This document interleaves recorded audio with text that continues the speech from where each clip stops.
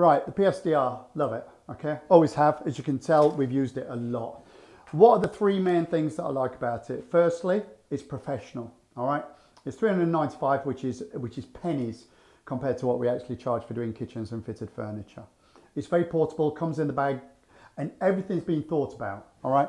From a single connector to a double connector to the spinner, everything about it. It's just a really good, slick bit of kit, very lightweight.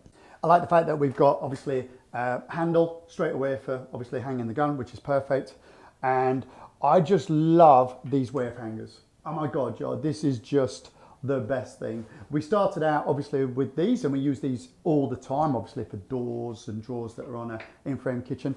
But I've got to be honest with you guys, the wave hangers are the classic Ian game changer. Okay, they are, guys, seriously. They're not cheap. They're just brilliant. Love them.